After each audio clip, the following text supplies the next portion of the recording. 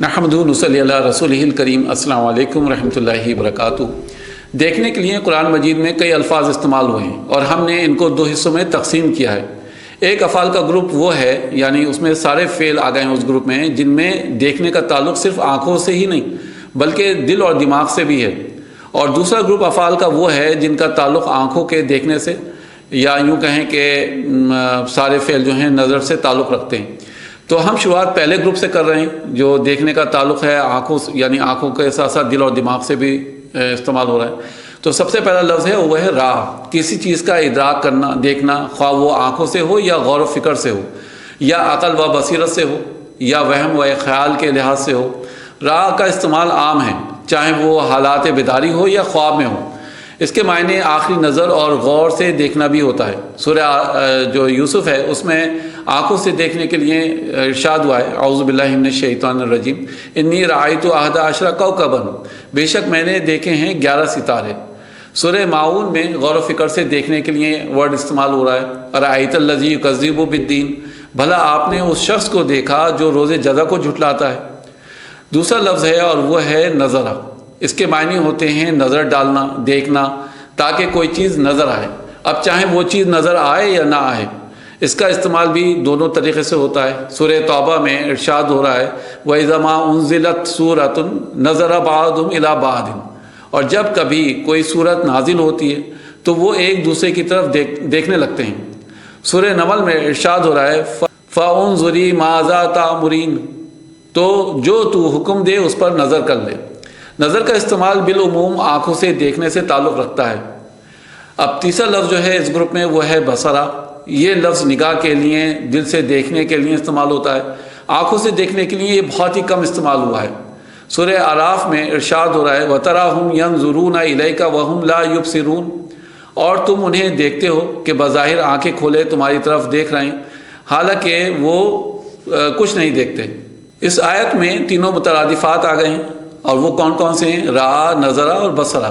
یہ تینوں مترادفات ہیں، یعنی سینونیمس ہیں، اور ان کے درمیان فرق بھی واضح ہو گیا ہے۔ یعنی را جو استعمال ہو رہا ہے اس آیت میں وہ خیال کرنے کے لیے استعمال ہو رہا ہے، جبکہ نظرہ آنکھوں سے دیکھنے کے لیے استعمال ہوا ہے، اور بصرہ دل سے دیکھنے کے لیے استعمال ہوا ہے۔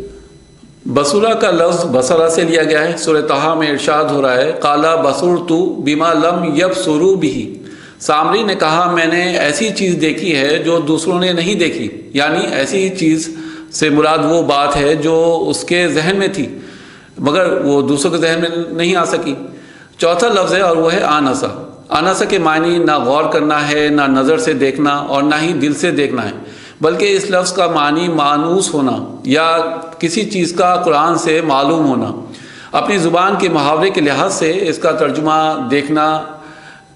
دیکھنے سے لیا جاتا ہے، یعنی دور سے یا غور سے دیکھ کر معلوم کر لینا۔ سورہ طٰہٰ میں ارشاد ہو رہا ہے، فَقَالَ لِأَهْلِهِ امْكُثُوا إِنِّي آنَسْتُ نَارًا، حضرت موسیٰ علیہ السلام نے کہا اپنے گھر والوں سے تم یہاں ٹھہرو، میں نے آگ دیکھی ہے۔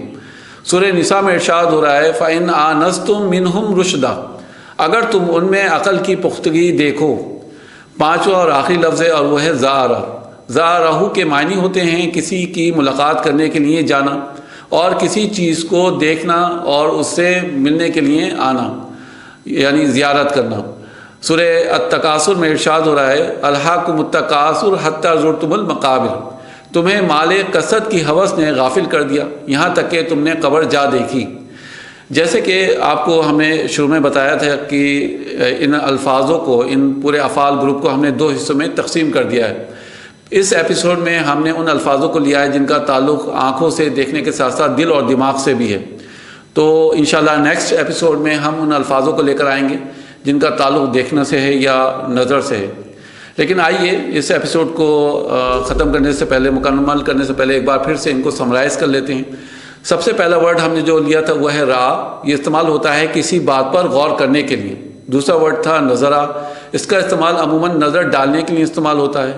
پھر ورڈ آیا تھا بصورہ، دل سے دیکھنے کے لیے۔ آنسا، اس کے معنی ہوتے ہیں دیکھنا یا معلوم کرنا یا پانا۔ اور ورڈ تھا آخر میں زارہ، کسی چیز کے دیکھنے کو جانا یا زیارت کرنے کے لیے آنا۔ امید ہے آپ کو ہمارا یہ ایپیسوڈ انفارمیٹیو لگا ہوگا۔ اسی طرح کی اور ویڈیوز دیکھنے کے لیے ہمارے یوٹیوب چینل کو سبسکرائب کیجیے۔ अस्सलाम वालेकुम रहमतुल्लाहि वबरकातुहू।